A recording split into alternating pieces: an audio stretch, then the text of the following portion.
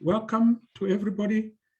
My name is Nishan Bolton. I'm the Executive Director of the Ahmed Kathrada Foundation. Today's event is hosted by the Anti-Racism Network of South Africa.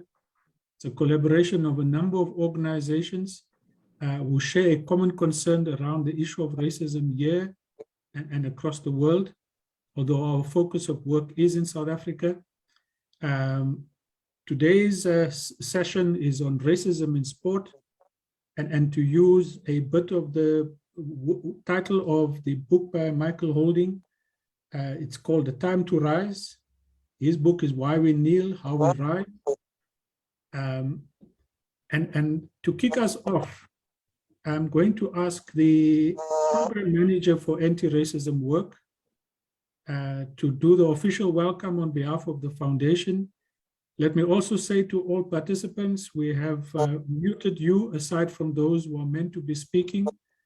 And we would ask all of the others to turn off your videos so that we do save on bandwidth. But Ravele, over to you, my dear, to do the welcome. Evening, everyone. I am Ravele, and I am the anti-racism program manager at the Ahmed Kathrada Foundation, as well as the convener for the Anti-Racism Network South Africa. So for those of you who don't know what the Anti-Racism Network South Africa is, it was established by the Ahmed Kathrada Foundation as well as the Nelson Mandela Foundation in 2015. Its secretariat also includes the Institute for Justice and Reconciliation, as well as the Center for the Advancement of Non-Racialism and Democracy. A number of other organizations in various provinces form part of our network. Our aim is to ensure that local organizations are capacitated to deal with issues of racism within various sectors of society, whilst forming part of national and international efforts to tackle the scourge of racism, hate crimes, xenophobia, and related intolerances. Anti-Racism Week is held annually in South Africa during Human Rights Month and usually takes place between 14th to the 21st of March. It culminates on Human Rights Day, as well as the International Day for the Elimination of Racial Discrimination. Our Anti-Racism Week is an annual action week aimed at raising awareness around racism and the various manifestations of it on a systemic, institutional, as well as structural level. It's about ensuring for us that there is a countrywide focus on tackling racism and that it remains on the national agenda in all sectors of our community. Every year, the Anti-Racism Network selects a theme that categorizes the types of programs held during Anti-Racism Week. And this year, our theme is Unite and Act Against Racism, Racial Discrimination, and Related Intolerances. And we believe that this year's theme speaks to the current climate of division and hatred that South Africa finds itself in, as well as highlights the necessity for unity and action to tackle these issues. Thank you. So 2 days ago on Sunday past, Ravele, 200 odd young people and many others gathered in Sharpeville at the gravesite of all of those who were massacred in 1960 to pay homage to them, to pay tribute to them, and thereafter carried out the most amazing dialogue with young people, as well as a group of white South Africans who have apologized and who have agreed that apartheid is a crime against humanity and have pledged to do all kinds of work to enhance that particular message. We also had a group of Chinese South Africans who have fought a gallant case against discrimination in this country, and they're about to get that kind of hearing done at one of our courts. Young people did a march from the police station where the massacre took place to the memorial site, and I think left from there, having understood our history, the consequences of racism, the deadly consequences of racism, and why that must be challenged today in the world that we live. So it's in that context that this particular discussion takes place. And I want to thank all of our panelists. That includes Michael Holding, the former Jamaican cricketer and commentator, widely regarded as one of the greatest pace bowlers in cricket history. nicknamed Whispering Death, due to his silent, long-footed run-up and the bowling crease. He was part of the fearsome West Indian pace bowling battery that basically ruled the roost throughout the 70s and right into the 80s. Michael Holding has published a book called Why We Kneel, How We Rise. And it's a book that I would recommend that everybody on here today and many others should actually read. Whilst it deals with the issues of sports people and their engagements with issues of racism, it's a primer on racism from the time of slavery up until modern days. So I want to kick off with just asking Michael Holding, what prompted the writing of this book, Why We Kneel and How We Rise, and to just also expand on the title of the book. Over to you, Mr. Holding.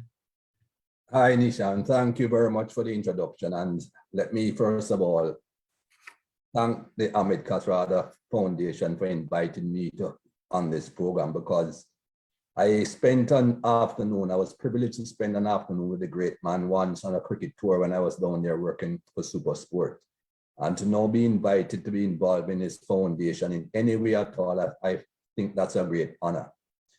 As for the book that I wrote, I never intended to write that book initially.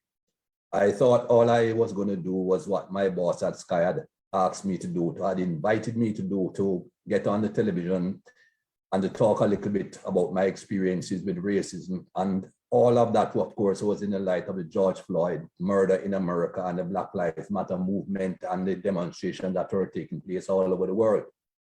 When I said what I had to say rather on Sky, I pretty much figured that was it. You know, I could move on, because that should have explained to everyone exactly what racism was about and why I felt the way I felt and what I had to say about it. But of course, it didn't end there, because I got so much positive feedback from so many people around the world. I even got feedback, as I said, to so many people from an African gentleman that I know right there in South Africa, who messaged me, one of the earlier messages that I got. And he said to me, Mikey, I hear you. I am glad you said what you said, because it needed to be said. And when I got so much feedback from different people around the world, people I didn't even know, because they got in touch with me through the England Cricket Board or some other medium, I decided, well, after all this, I can't let it end there, because I was being prompted from all different corners. You have to keep going. You have to say more. You have to do something else. So that is how the book came about. The book, of course, as you said, Nisham, is not about racism in sport. I used some icons, some sporting icons, some names that everyone around the world would recognize from their sporting prowess, to try to highlight what I was talking about. But those names were used to show everyone that irrespective of your background, irrespective of the country in which you live, irrespective of how rich or how poor you are, irrespective of your standing in society, once you had dark skin, you experienced racism, and it was not a happy journey. And that's why I use all those great names. But my thing is about teaching everyone why racism started, how it continued, why it continued, and why it is even going on today. Because racism pretty much started many, many years ago, centuries ago. This is not something that is brand new. And yet, although we have seen progress, the progress has not been anywhere near what everyone would like it to be. And I would put that down to the mere fact that it was our teaching. Ladies and gentlemen, if you remember growing up, whichever country you grew up in, the teaching was always slanted towards one narrative. The teaching was slanted towards a white superior race. And that is what we learned. And not when I say we, I'm not talking about people with dark skin only. I'm talking about the entire world. Everyone learned that, because that is what was pushed down our throat. And that is why I say we were brainwashed into believing certain things, because that was a slant. That was what everyone learned. And that is why we need to re-educate I always talk about education being the way through. But when I say education, a lot of people don't quite understand what I'm talking about with education, because of one lady in India actually asked me about schooling. And yes, schooling is important, but I'm not just talking about learning to be a better person. I'm talking about learning why there is racism and what we need to do to get rid of it. It's going to be a long journey. As I said on Sky that morning, I don't expect to be alive when we have equality in this world, because anything that has been going on for centuries doesn't just end overnight. It takes a very long time. And what we are hoping for is grandchildren and great-grandchildren to benefit from the work that people of our generation are trying to do now. Racism was taught. No one is born a racist. You come out of your mother's womb, you have no idea of the world. You are then conditioned by your environment.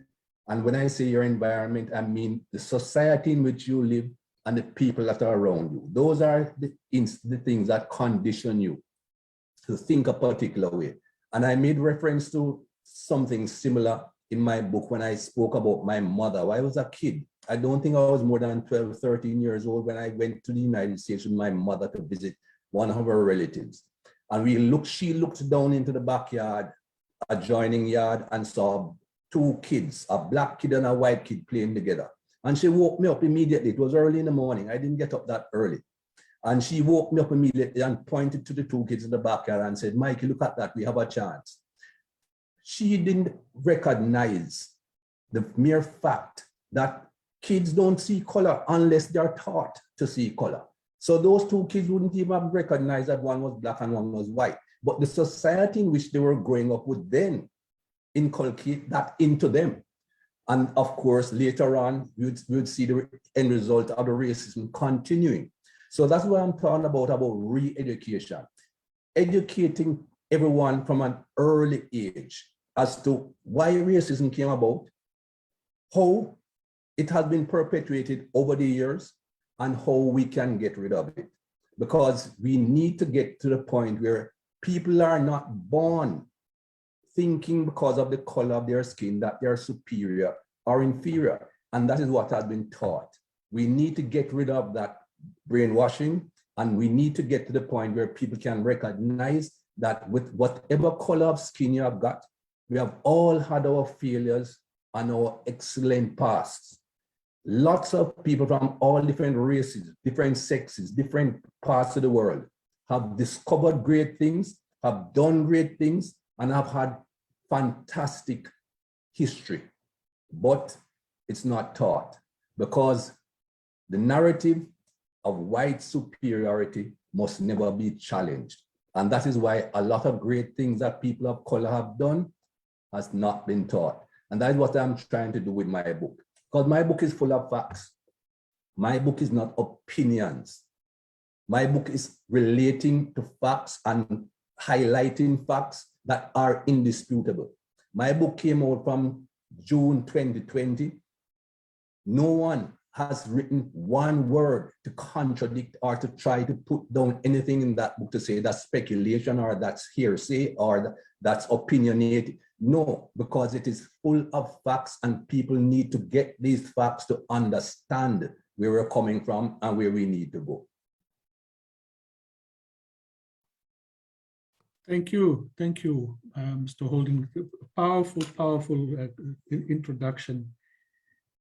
Andre Odendaal will follow. Andre is a close friend of the foundation, one of the few people to cross the racial barriers in apartheid cricket, played in non-racial cricket, is a recipient of the President's Award for Sport, as his PhD in history at Cambridge, established the Mayabuya Center for History and Culture, was the founding director of the Robben Island Museum. He was the CEO of Western Province Cricket. He has since published or co-published 20 books in his African Live series, and is is just one of the most wonderful, remarkable South Africans whose writing has enriched, I think, millions of people's lives to understand in the last few years just the importance of politics in sport and the struggles that have been fought there. So Andre, you've released a book recently in which you look, though not solely, but one of the things you look at is the issues of racism in sport pre and post apartheid.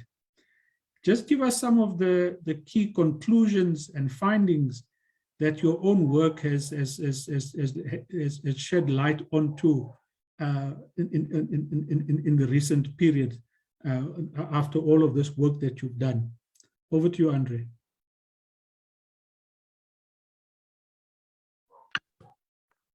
Thanks very much, Sean, for the generous introduction. It's a privilege to be on the program and to share it with Ntambi, Ravele, Shaka Hislop, and of course, Michael Holding, who we all have known, felt like we know from decades of watching that elegant voice that we heard again this afternoon on television, and also to support the Kathrada Foundation and its anti-racism and community activism.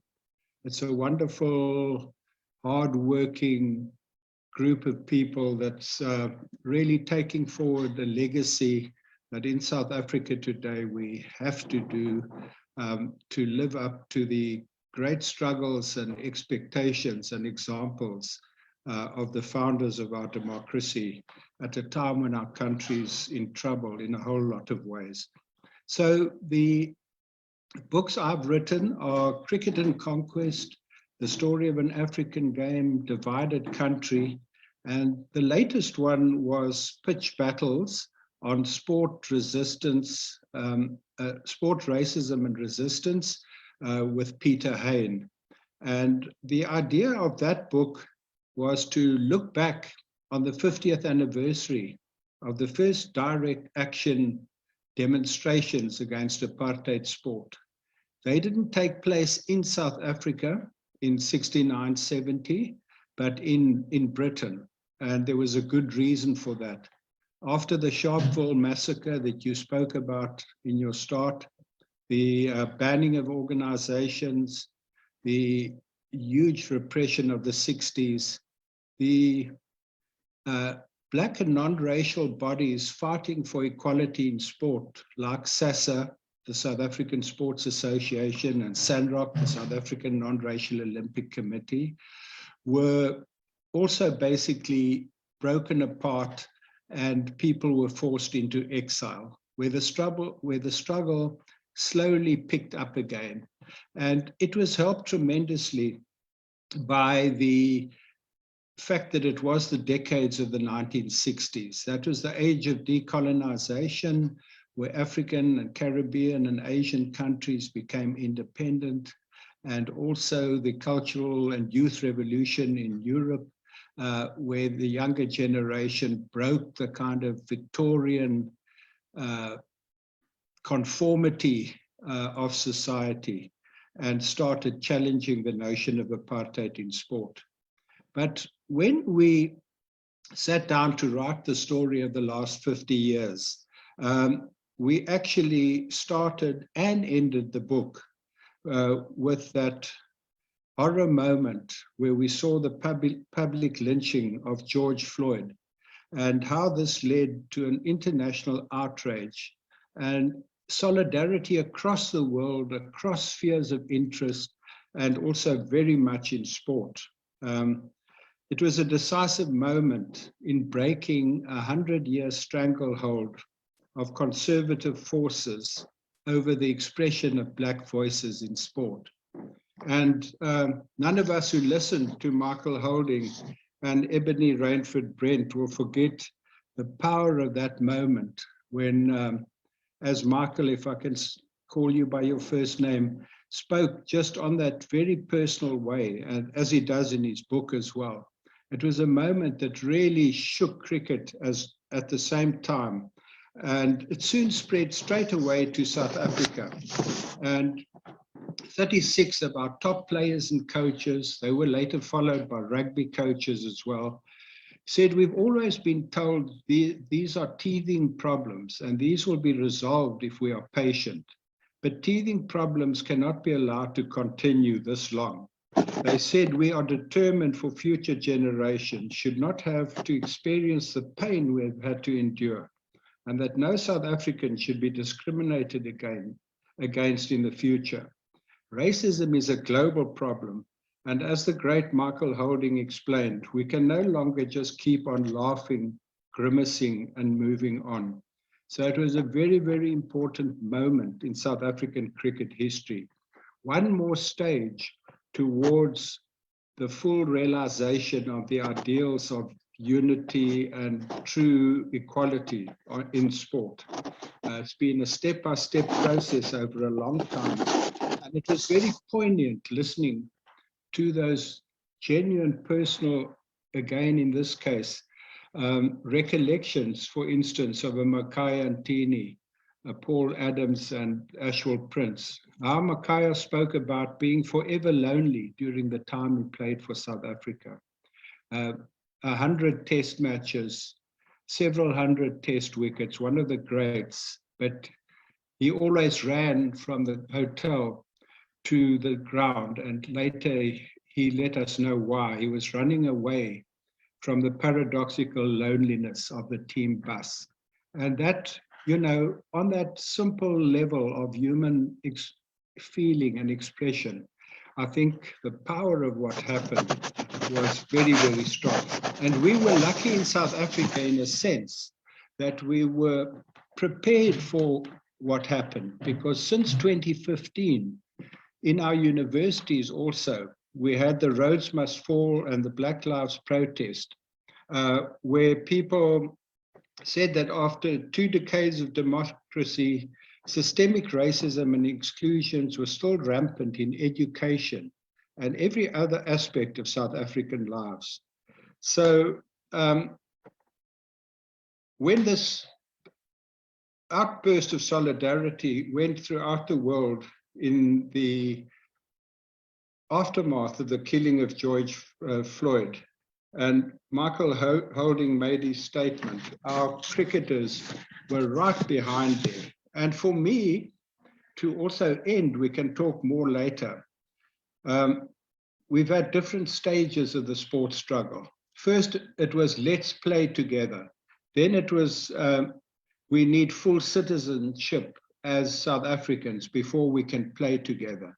Then there was unity and development, which was the negotiated settlement in cricket that brought people together for the first time in 170 years of South African cricket history.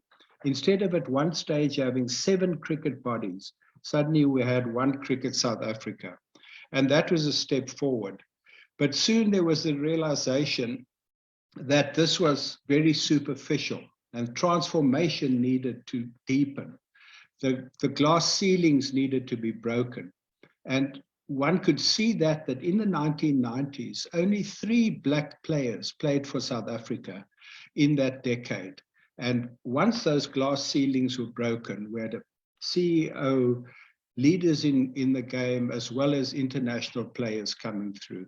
And then, as we say, in 2013 to 2015, it was this realization that the more things changed, the more the system preserved itself, the more old mentalities remained in the game. And so Peter and my book, Pitch Battles, not only tries to tell the story of the 30 years of protests against apartheid, and sport was a huge part of the international anti-apartheid campaigns. Together with the anti-nuclear movement, they were the most significant single issues campaigns in global politics in the late 20th century. So sport played a very big role in putting pressure on apartheid. But what we ended up saying is that you cannot solve the problem of today if you don't know where it originated from, how long ago it goes. And so, as Michael Holding says in his book on page 12, This thing stems from a long time ago, hundreds of years ago. And that's what is said again today. And very quickly, we can come back to this. For me, you've got to know your history and you've got to challenge the founding myths of sport, because they come from, sport came with British warships to Bridgetown in Barbados, to Cape Town in South Africa, to Galle in Sri Lanka, to Mumbai in India and other places, let's say Australia as well. And with the cannons and the bayonets that they unpacked also came the cricket kit and the parade ground where people played the game. So cricket was spread with colonialism, with the spread of colonialism through South Africa. I'm going to end now. From Cape Town by sea to Port Elizabeth, by sea to Durban or Tequeni, and then inland with gold and diamonds strongly into the Highveld. And if you don't know how, in the process of the formation of South Africa, Black people were systematically sidelined and formally discriminated against. The biggest tragedy of apartheid is the self-conscious, the deliberate suppression of human potential through state policy. Already by the 1890s, we had Black cricketers and others who were good enough to play for South Africa. And there are books about that now. But Cecil John Rhodes and them said that we need Black labor for the gold mines. They must not pretend they're middle class and come and play cricket with us effectively. That was in 1894, and our two Caribbean presenters will be interested to know, a year before LeBron Constantine, the great Sir Larry Constantine's father, became the first player to play for Trinidad, Black player, in 1895. Hendricks was picked, Crom Hendricks, for South Africa for the first tour to England. But Rhodes and Milton forbade him from going. And the English pros said he was as good as the Demon Spofford, who was the Michael Holding of his time. And that took South Africa down a cul-de-sac. And instead of following the West Indies the next year with their first Black players, and people like Charles Oliveira playing in the Lancashire Leagues in 1900, our players had to wait till Basil D'Oliveira 60 years later before they started showing their talent. Thanks, Andre. A wonderful, wonderful exposition of where we come from and where we are today. Next up, Ntambi Ravele, groundbreaking women in the field of sport and sport in South Africa, former chairperson of Boxing South Africa, serves on the International Sports Science Institute, Gauteng Tourism, International Netball Federation. It's a businesswoman, currently serving on the Laureate Sports for Good, Brand South Africa, South African Women and Sports Federation, and the Cricket South Africa Board. I'm not sure where you find the time for all of these wonderful areas of work that you are involved in, but we are just so happy that you are here today. And what we really wanted was just to talk to us about Cricket South Africa has recently completed its inquiry into allegations of racism in cricket as part of its social cohesion and nation building project. What I want is just, in a short while, just to talk to us about this social cohesion project and nation building project. What is it about? But also, what are some of the key high-level findings that have come out of the recently held inquiry? Over to you, Ms. Ravele. Thank you, and thank you very much for the foundation for the invitation and also for allowing us to share our experience with the SJN, as we usually call it. But on the other hand, I just want to thank all the other speakers. I'm happy to be sharing the platform with amazing human beings who are doing very good work around racism. One of the areas, and I'm happy that Michael and also Andre have indicated a lot about what is happening around racism. And racism in sports, and especially in cricket, it's part of challenges that we find ourselves in as communities and as society. And we can't deal with it separately from where we come from. And Michael indicated that very well in his opening speech. And what we had find ourselves as Cricket South Africa in was the fact that whilst we talk about democratic South Africa, a lot of people and organizations are not reflecting on the values and ethos of democracy. And with that, we find ourselves having to catch up with a lot of areas where we need to put more support. So what happened with cricket is that when we came in as the new board, there was a proposal of establishment of social justice and nation building project, which the board took a very bold decision and supported, and allow the process to go on with an ombudsman who was independent, and allow whoever wants to present to come and present. And one of the issues that we were very clear about is that we are not going to hide anything. So we would allow the process to go public, so that anyone who is interested could listen to the presentations.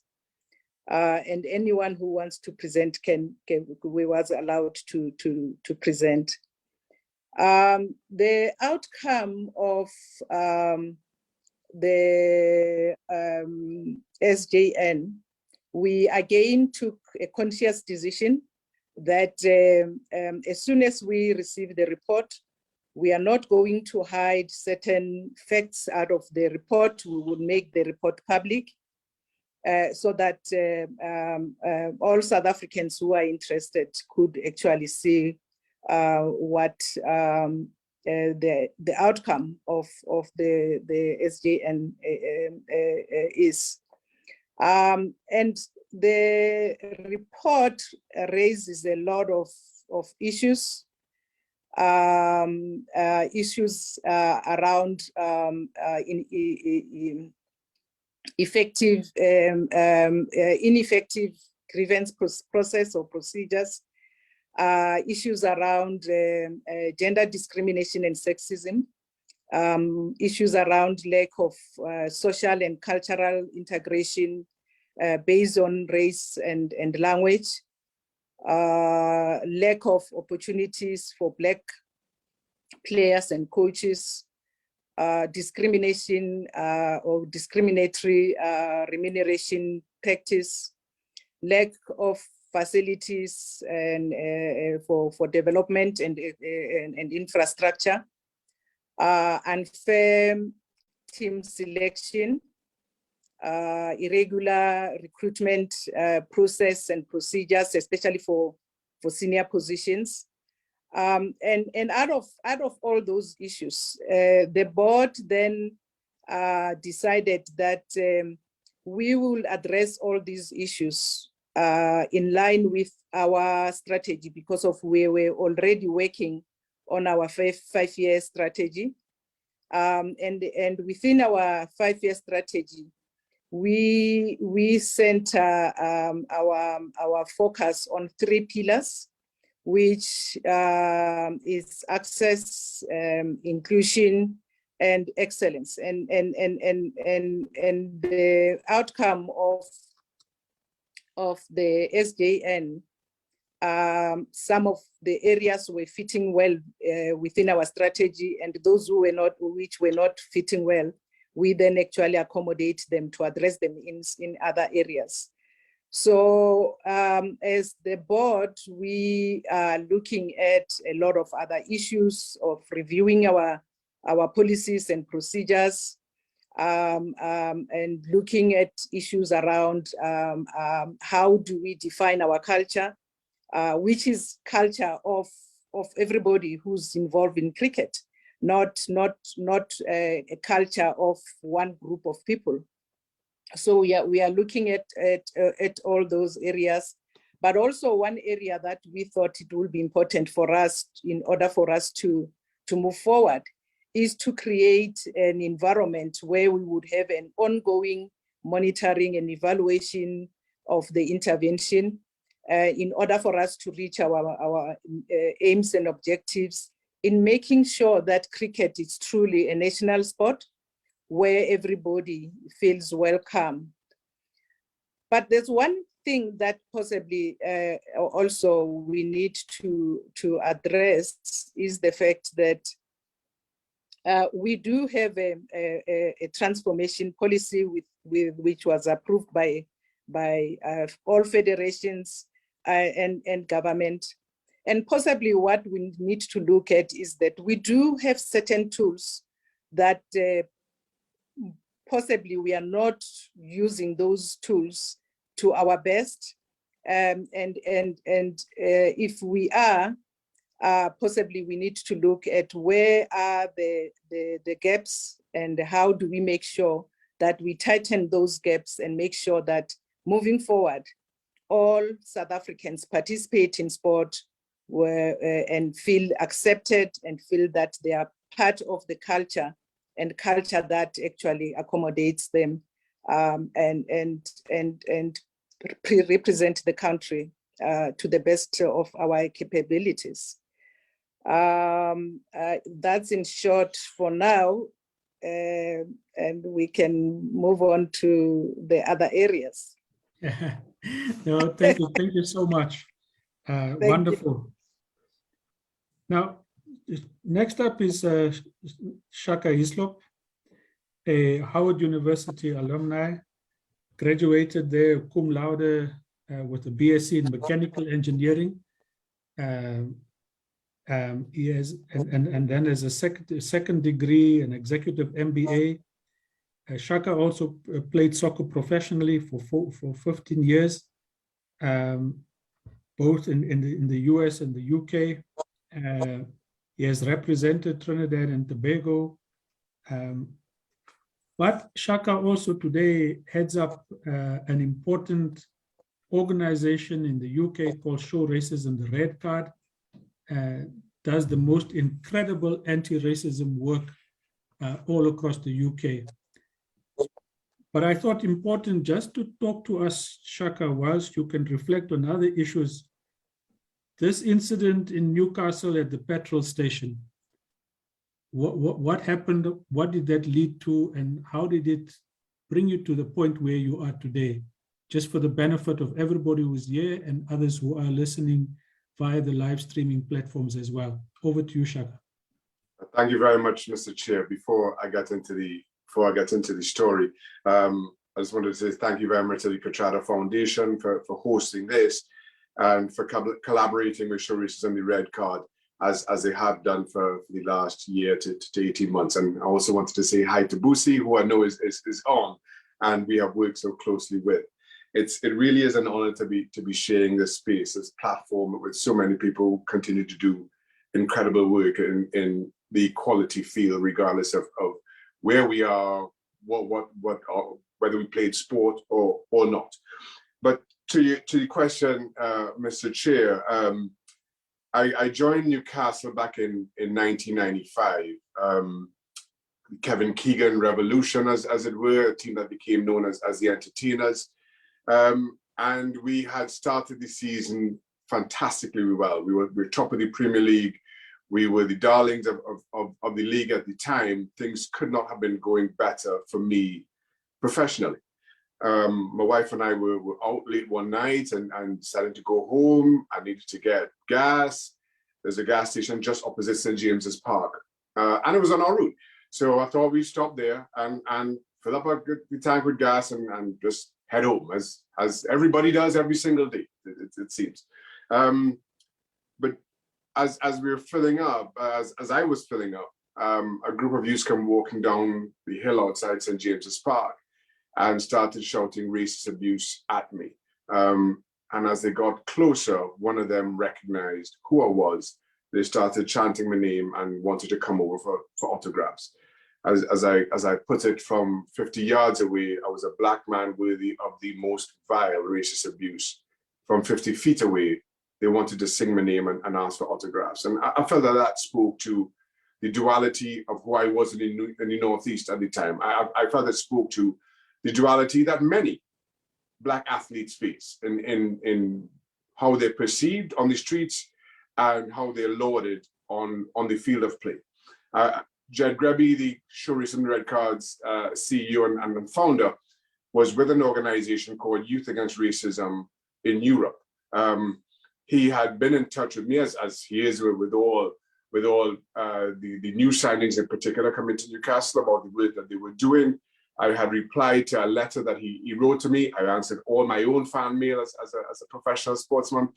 And I just included a check for £50 because they wanted to print some letters and to go out to be distributed at St. James's Park. And that just spurred a conversation between he and I, between the incident and what I felt was my responsibility as a sportsman in the Northeast. I feel I'm living and earning my living in representing Newcastle. And I wanted to give back to my community. And I thought this anti-racism work that he was a part of, the story that I could tell, and obviously the exposure that I could bring as a footballer would lead into that. And it was as simple as that it would be me alongside one or two of my teammates going to schools and speaking about our experiences, about what we learned from being in a dressing room. And as you mentioned, I take the opportunity as well to boast about my university degrees, but I don't feel my greatest education came in dressing rooms. Whereas kind of young man sit 5 feet away from somebody from Colombia, somebody from Belgium, somebody from Norway, from Georgia, players from up and down the United Kingdom. We went out onto the field together. When we won, we celebrated together. When we lost, we went back out onto the training ground on Monday to put that right. I feel that is such a parallel for what our greatest calling of our humanity is. That's how we're at our best. And to hear Andre tell these stories about the exclusion of cricket players of color, or albeit a long time ago, it just goes so against everything that sport has always meant to me. That regardless of who we were, how we look, regardless of our differences, we shared so much more. And it's in that sharing, it's in that understanding that despite languages or ethnicities or religions, we are always at our best when we go out together, working to win or working to put that right. And I felt as a result, sport was the perfect vehicle for that message. I now proudly boast that some 26 years later, 850,000 kids have been through one of our workshops. We continue to work with 50,000 young people a year, 10,000 adults a year. We now branch into the corporate space. But I say that almost to echo what Michael said. So many of these grand institutions who all work in unison around the eradication of racism or work towards equality have started from the simplest of efforts. For me, it was just telling a story about an effort, about what happened to me at a petrol station. For Michael, it was just talking about his truth and his own experiences around racism and how it impacted him in his life. Expecting fully just to walk away and that be the end of it. But now we're left with a book that proves the foundation for so much of what we do. I think it's also important to recognize how valuable Why We Kneel, How We Rise is in continuing the work that we do. And it has been said, and as all people in the Caribbean will tell you, to know where you're going, you have to know where you've come from. And I think it's important to recognize the history of where we are right now. The shirt I'm wearing, on the back of it has a quote from Samuel Eto'o. Racism is something created, and anything created can also be undone. And I think that's important to recognize, that while we are talking about racism, while we are talking about our efforts to eradicate it, we have to recognize our history. We have to recognize the history of it. We have to recognize why it's been upheld. We also have to recognize that it's been hundreds of years in the making and may very well be hundreds of years in the dismantling. But that does not stop us from waking up every single day right now and working towards that dismantling. The greatest calling of our humanity is to plant that seed for somebody else to enjoy its shade. And that is what we're doing right now. We are working towards an equal society, knowing full well, accepting fully that we will never live in that society of equality. But that does not diminish the work that we do. That does not diminish the importance of what we do, nor should it take away from our efforts today. So I'll pass back over to you, Mr. Chair, to continue these discussions. An absolutely wonderful articulation and exposition of the work that you do, but also of some of the key challenges. If I can go back to Michael Holding, and Michael writes in his book that today, for the vast majority of times, it's not about having a policeman's knee on your neck. That's the kind of crude, brutal face of racism, but it's the everyday racism that is more subtle, that is more pervasive, and that is perhaps affects wider numbers of people, and sometimes in very silent ways. And then, Michael, you write about why you have left from the US to go to the UK, primarily because there was the emergence of a president who now became the face of racist right-wing views and policies. So the question I really wanted to engage with yourselves in this panel, what's the form and shape of racism in the world, and specifically in sport today? Who are its main drivers? Who are the main supporters of racism today? And if you can, what exactly would their agenda be? So I'm going to ask you just to share some thoughts, and then I'm going to get some commentary from all of the other panelists on this as well. Over to you, Michael. Thank you, Nisha. The thing is about this racism, a lot of people know that it is there. They know exactly what is going on, but they don't want to see change because they are very comfortable with the status quo. They feel as if they are superior because that is what they were taught from the very beginning. They don't want to lose that superiority feeling that they have.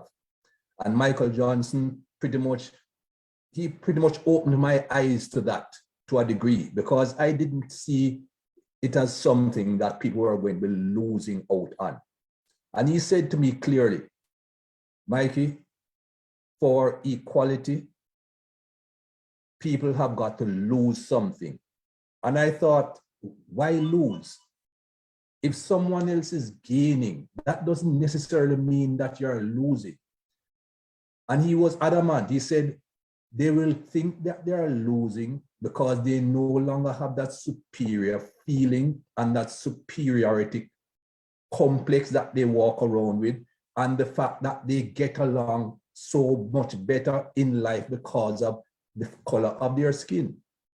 And that is something they do not want to lose. So it's not a matter of any one particular person. It's a system that people represent. Yes, people are in that system, but they don't want that system to change because they have an edge with that system. when I talk about white people and the fact that there's something called white privilege, some people get upset. No, there's nothing called white privilege. I've never received anything because I'm white. Nobody has ever given me anything. I still have to get up and work. I still have to get up and earn a living. But that is not what white privilege means. What white privilege means is simply that because of the color of your skin, there are certain hurdles that are not put in front of you. It's as simple as that. Dark-skinned people have hurdles that they have got to jump before they even get to first base to try and do whatever they want to do in life. The white privilege is about not having those hurdles. You still have to get up and work. Everybody has to get up and work. But as I read again yesterday as well, I keep on getting these articles sent to me because people know my interest.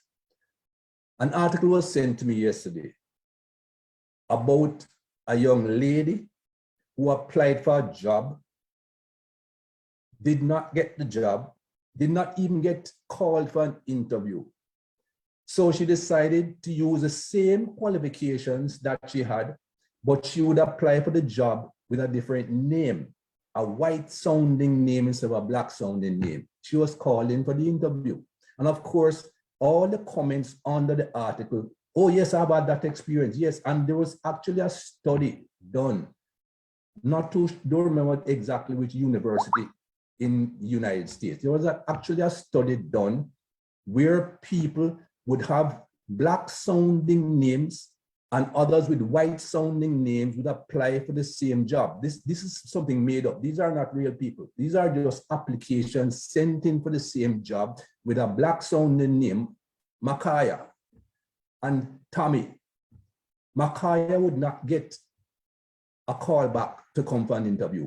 Tommy would, same qualifications, exactly same qualifications. And that is what I'm talking about when I'm talking about white privilege. And it's just a matter of the systems that are in place. And the people operating in those systems are comfortable with it as it is. And we need to be able to break that down. We need to be able to break down those people, as a matter of fact, because they are the ones running the system, to get to them to understand that we are all the same. I also got someone working in a bank in the UK told me about this, that a position became vacant in the bank. The gentleman responsible for filling that position was also head of the diversity group in the bank, this group of people that were looking at the diversity and equality in the bank. And immediately he decided he was going to appoint an older white gentleman in the position.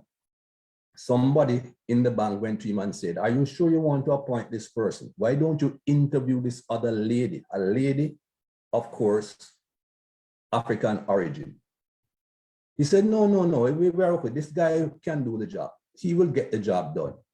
And the lady said to him, but you're head of diversity. Why not just interview the lady? Even if at the end of the interview you still don't think she's good enough, give whoever you want to give the job. He interviewed the lady and the lady got the job. So it was proof there that this gentleman was not necessarily racist in thought, because if he was racist in thought, even after interviewing the lady, he would not have given her the job. But because of the system in which he was involved in, the way things are always done, he just followed through with that very same system. We need to just get these people to think. Ladies and gentlemen, you're going to have some people who do not want to hear anything. They're happy with things as they are, they just don't want to hear. But you have a lot of people who, if shown the right way, if shown the right thing, they are willing to learn and they will accept that things need to change and they will put in the changes that are necessary. There are a lot of bad people in this world, but there are a lot more good people. And these good people, we just have to open their eyes. We need to take the blinkers off their faces so that they can see the entire picture and not just a blind alley that they are looking down. And that's what I am thinking that we all need to head towards to try and get this thing a level playing field.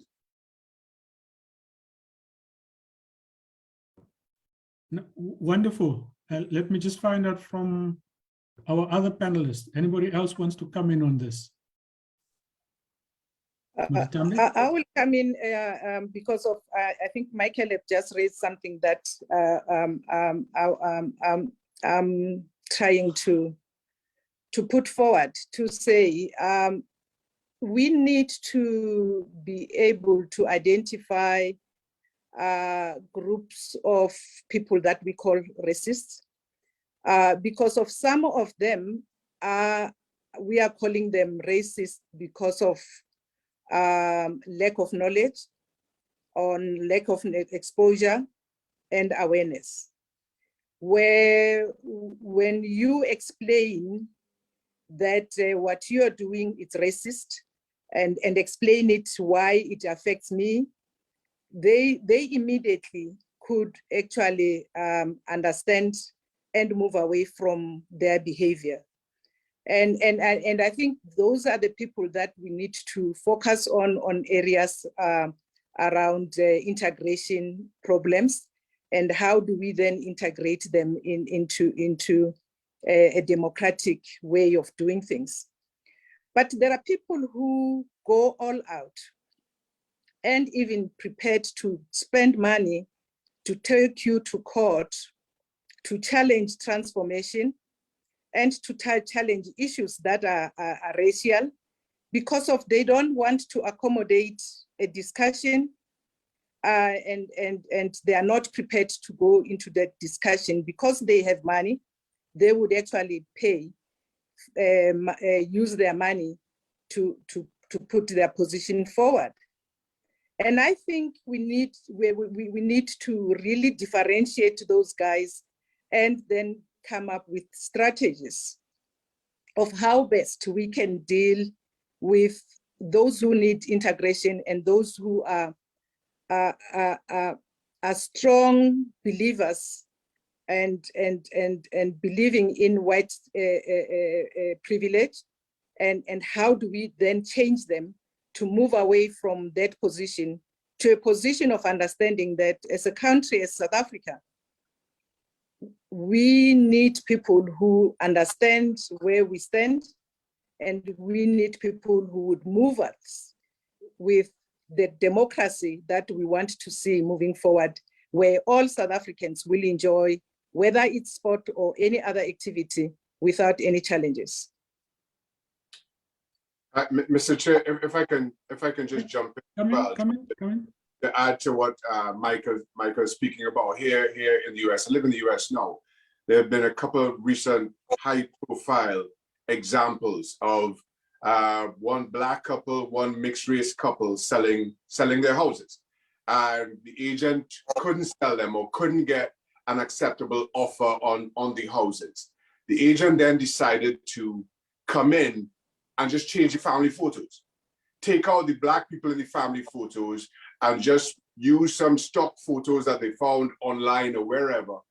Nothing else changed in the house. And all of a sudden, these houses sold very quickly. So that speaks to that speaks to the privilege that Michael was talking about, and that there's so much pushback around. As I say, as we say, Shuri Red Card, it's not pie. Just because somebody gets a bigger piece of the pie doesn't mean that your piece is all of a sudden smaller. And I think that leans into a condition around a zero-sum game. We understand zero as just regular people, we understand zero-sum. If I use football, for a team to win 2-0, that means somebody else has to lose 2-0. In cricketing terms, if West Indies were to win a series 4-1, we're all allowed to dream on here. If West Indies were to win a series 4-1, somebody has to lose that series 4-1. And that is how we're conditioned. But if you just allow me to read something I saw on social media has its purposes, which I think speaks to the issue so well. It's a tweet by a man called David French. He says, systems and structures designed by racists for racist reasons are often maintained by non-racists for non-racist reasons. And I think that summed up so well the story that Michael was telling about the banking executive. When there are systems that were designed so long ago, when that becomes the culture of an organization, even when you insert non-racist people in there, those systems are still being upheld. And that's what we have to recognize. That's what we have to call out every single day, because it's a challenge. It's a challenge to say when so much of these people's lives are around diversity and equality, but they don't recognize how they are upholding a system that was designed for the exact opposite. Andre, any comments from your side?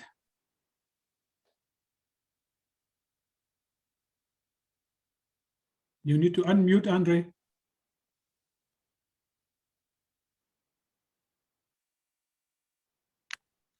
From a South African perspective, what our colleagues from overseas are saying is so obvious.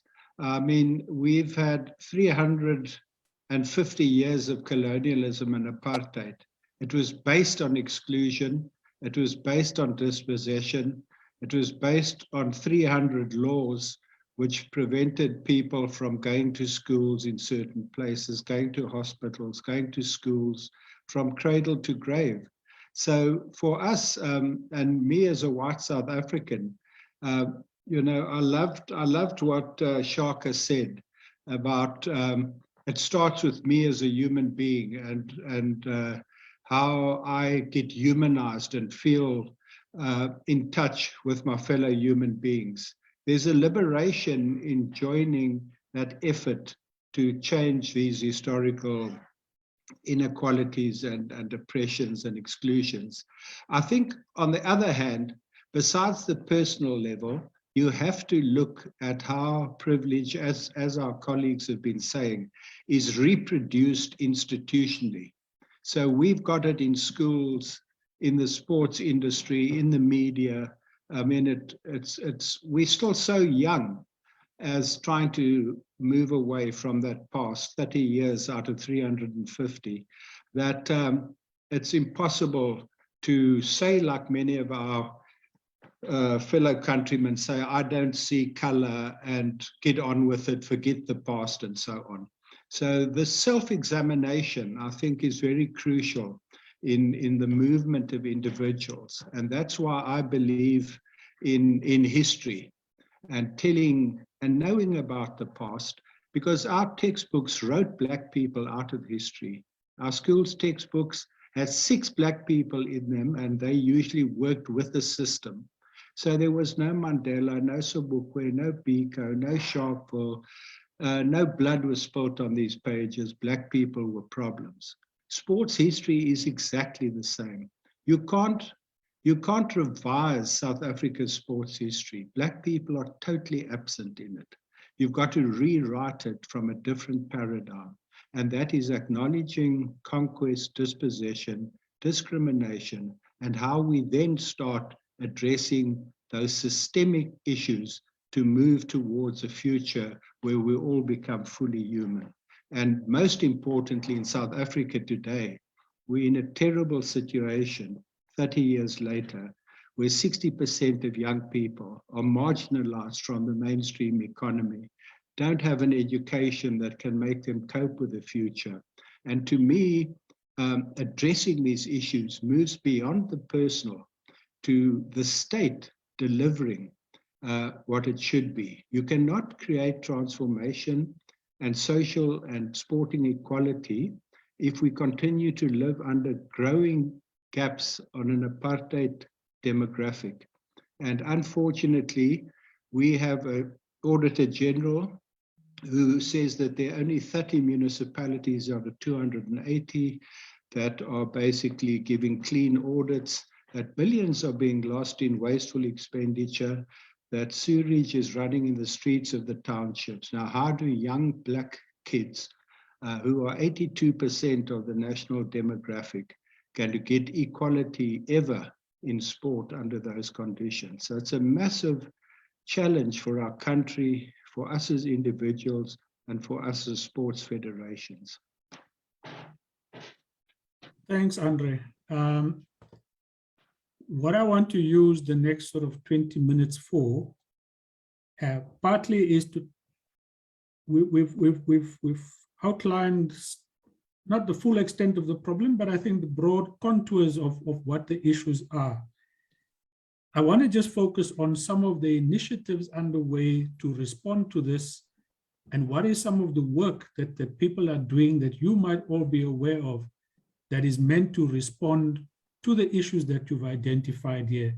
And perhaps, Shaka, I think it would be very useful to kick off the work that Show Racism, the Red Card, has been doing, just some of the nuts and bolts, but also the kinds of things that we see on TV, people taking the knee at all of these soccer matches.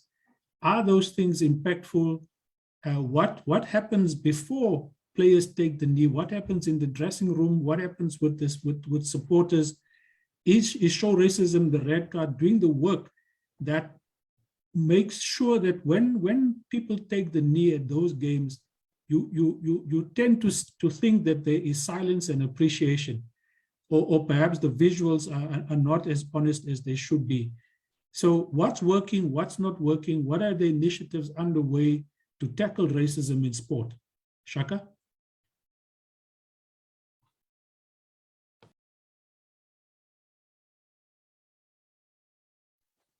Sorry, thank you, Mr. Chair. Certainly for our organization, and just to remind the audience, we are an educational charity. We work largely with kids 15 years and younger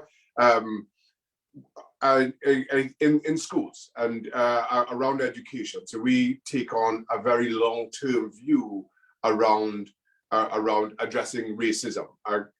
We have found real significance and real impact in teams and players continuing to take the knee. And now listen, I understand the debate around it. I'll get to that. But from our organization's perspective, it continues to be powerful because it continues to give kids the opportunity to ask questions of their parents, of their teachers, to have those discussions on their playgrounds. Why is Mohamed Salah, or why is Liverpool or Everton, why are they taking the knee? And have those issues articulated to them by their parents or teachers. Have those discussions with their peers. So we, as an organization, given the work that we do, continue to see real value in it. But of course, the counter to that is taking the knee doesn't really dismantle some of the structures that continues to uphold racism. And I totally agree. I don't feel we are defined by whether we take the knee or not. The definition of, or we will be judged on what we do, to steal Michael's phrasing, when we rise. That is where the impacts are greatest felt. At the same time, I have also worked with a number of fan groups who all themselves see value in taking the knee and supporting players taking the knee, because it says who you are. It says who you stand for. And if you're sitting in a stadium, you can look left or right and recognize those who are applauding, those who are silent, those who are making, or those who are booing. And it becomes a symbol of that community. I worked and have worked closely with a group called Stand Up to Racism, who have two chapters in Wales. For those who don't know the footballing landscape in Wales, the two big clubs in Wales are Cardiff and Swansea, and the rivalry is bitter, and that's putting it as nicely as I can. Yet both fan groups have been able to find a common ground in taking the knee, in meeting before games, despite the rivalry, and in the past it's been downright violent. Despite that, have been able to find a common ground in taking the knee and speaking to those issues. So that's where I think taking the knee continues to have real value in the game. But while I say that, while I acknowledge that, that is not where it comes to an end. It's what we do when we rise. And I feel that continues to be the ask of sports and sportsmen and women in the game today. Wonderful. Ntambi, you want to pick up on this? Just unmute yourself. Okay, sorry. From our side as Cricket South Africa, we are looking at ways of working with our stakeholders in making sure that moving forward, when we address all these issues, we address these issues with everybody involved, whether it's sponsors, whether it's players or team management or staff. We are actually involving all of them. But also we are looking at areas where we create a process where people, if they have grievances on racism, they should be able to report without actually any fear of victimization. And then we are also looking at issues of creating a culture that we would say it's our culture and we embrace it, all of us, whether it's the teams or it's the board or it's management. We are looking at creating a system that we would have issues that we will have a shared vision and looking at values, social integration, and also again issues around being just a citizen, a good citizen of this country. We then actually also are creating systems around remuneration and make sure that players should not feel that they are not paid the same amount as other players because of their black. So we will make sure that those systems are in place and we tighten the process and procedures of payments. That's one area that is a little bit difficult for us to really fully commit ourselves. It's around the issue around facilities and infrastructure, because of our funding, it's not that much that we could actually build facilities throughout the country. And there is a department that actually it's local government responsibility to build facilities. But when people get frustrated in our communities and they want to play sport, they tend to come back to us and we end up taking from the little budget that we have, building those facilities. So it's one area that in dealing with issues around racism, we need to make sure that players from disadvantaged communities have facilities in their communities, instead of us taking them from their communities to schools or white schools where they will be learning a different culture and take them away from their communities and teaching them a culture that is not possibly acceptable to all South Africans. And you end up producing athletes that would actually even challenge us when we are fighting transformation, because of the culture that they were taught about is the culture of actually challenging the fact that they have to be in the team, and they think that what they are learning from the other side, it's what it is and what it's supposed to do. So all those areas we are looking at, and I think the other area is issues around selection, which is quite a sensitive issue. We are busy now reviewing selection policy, and I hope that in future, when we talk to the public, we would be presenting our new policy. Thank you. No, thank you very much. I think you covered a range of areas around where the possible solutions might be and the kinds of action points.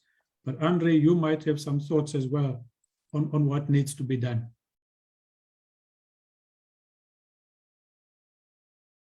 Just unmute Andre, please. Sorry about the absent-minded professor, but there, I think there's a particular issue that at the moment South Africa made the transition to democracy. Sport also became highly professionalized in an age of globalization. And that's made it much more difficult in the way that Ntambi spoke about there. Once you up there, you are separated by fabulous rewards. I think I read something on the West Indies where the great Clive Lloyd team of 16 years unbeaten was, you know, a reflection, Viv Richards, of a post-colonial Caribbean identity, but it was replaced from the 1990s onwards by a more highly professional, rewarded, me first kind of culture that started developing. And I think that's also happening in South Africa, which makes it even more difficult to concentrate on grassroots change. So we need multiple levels of engagement. We need resources from the state, and we need our sponsors and our media to become more sensitive to these things. And I think a last point is that Black Lives Matter was a very key moment. And there's still a lot of legitimacy derived by calls for change. So what we need, especially at the top levels of international federations, I see Dev Govinji asked on the line, what about the soft approach of international federations? I mean, you do need black soccer or football managers in the EPL and in other places. You have to get UEFA to, you know, to link more as not the sort of running world football, but never mind FIFA and so on. So I think at every level there's got to be a demand for Black leadership to come in, for people to get opportunities, and for the mentalities to change with that pressure. So Black Lives Matter, act in solidarity and continuing those struggles is a very important aspect of us moving forward on this issue into the future. So as we move towards closing, Michael, you say why we kneel, how we rise, and perhaps you might want to talk about how we rise as we move towards concluding this particular this discussion today. Michael? Yes, thank you, Nishan. The only way we can rise is if everyone comes together to understand the need for us to rise. And when I say us and we, I'm not talking about people of dark skin. I'm just talking about the human race, because no one can do it on their own. We all have to come together to make sure that this thing happens. It's about getting, as I said before, those good people to take their blinkers off, to see the entire picture instead of just seeing what they're accustomed to seeing. As Shaka said, systems were put in place decades ago, hundreds of years ago, and people have just followed those systems without even thinking. And good people have followed those systems without even realizing that those systems are not fair and equitable. So it's a matter of us getting everyone involved, all the people that are involved, to just open their eyes to see exactly what's taking place and to see the necessary adjustments that have to be made. Another example that someone gave me about people understanding was two people are facing each other. I spoke about this on different occasions. Two people are facing each other and something is written on the ground between them. They both look down and one sees a 6 and the other one sees a 9. And they argue about who is right. And you're not seeing the right thing. You know, this is what I see. And if they were just to exchange positions, they would then understand why the other person was arguing the way that they were, because they are now seeing it from a different perspective. The person that was seeing the 6 is now seeing the 9. The person that was seeing the 9 is now seeing the 6. So there's more understanding. And that is what we are hoping that we can get people to do. Sit down. Don't just see everything from your perspective. Try and see what the other person is seeing. I think Ntambi spoke about the fact that someone in South Africa, I have no idea who it was, that was acting in a racist manner and said racist things when they showed them that, hey, you might be accustomed to doing this, you might be accustomed to saying this, but try and have a deeper look at what you are doing and what you are saying. Does that look right? And they can then see, yeah, you know, yeah, that's true. They can then make the adjustment. But then these are people who want to make the adjustment, who want to see equity. There'll be a lot of people that don't want it. As I said before, they're happy with the status quo. They are comfortable. Everything is going smoothly in their life. They care nothing about others. And they'll be always be those people. But I am absolutely sure those people will be outnumbered. And eventually they'll be pushed to the sideline. They'll become insignificant eventually. Again, I say eventually because it's going to take a long time.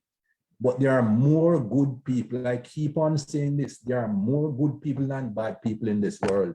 And all we have got to do is make sure that those good people do not remain silent for one, and secondly, can see the entire world and the entire picture instead of what they're just accustomed to seeing. I made a reference to my sister the other day. We were talking on the same subject, and she was talking about how difficult it is to get people to understand that something is wrong. And it's a simple matter. I said to her, Madge, if you are growing up and everything that you are taught, everywhere you go, they tell you that 1 + 1 is 3. It is difficult after decades for someone to show you that 1 + 1 is 2.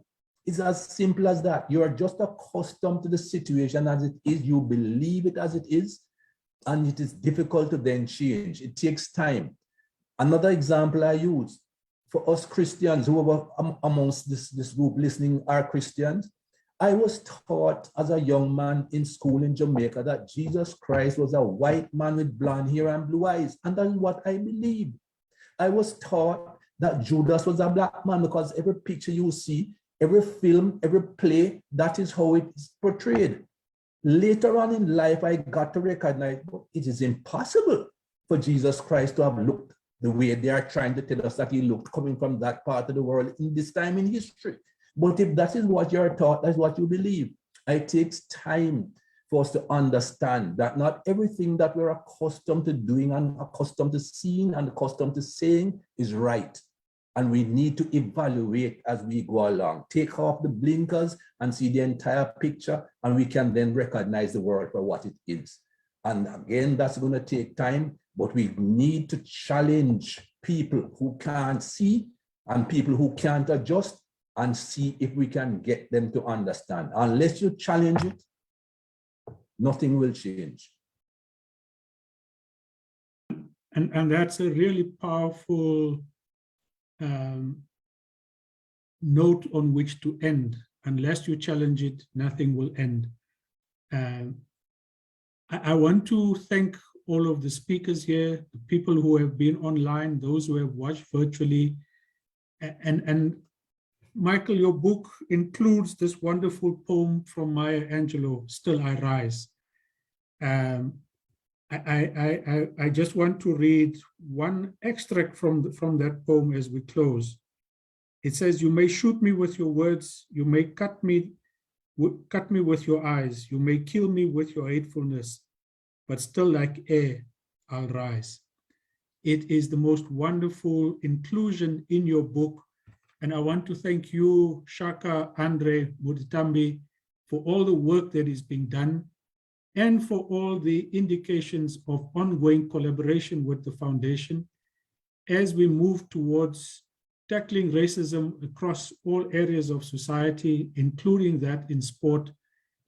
One of the key things this year we want to do, Shaka, is to ensure that the work that yourselves and Busi had started is actually comes to fruition, to get Show Racism, the Red Card South Africa off the ground, and then to make sure that we have the same kind of impact, perhaps even greater than what you have had in the UK.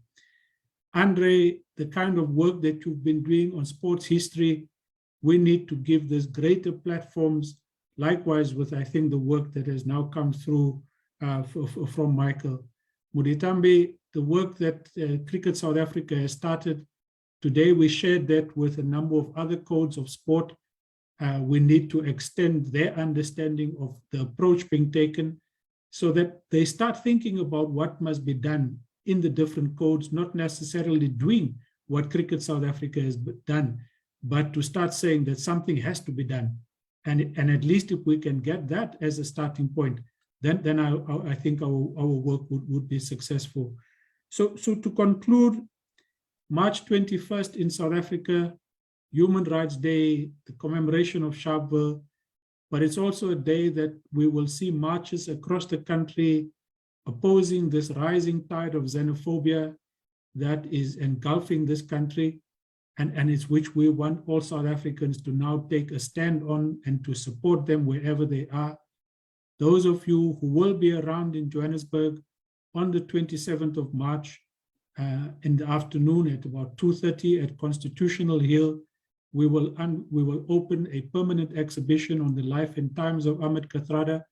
So Michael, Shaka, when you do come to South Africa, that would be one thing that you must include in your itinerary.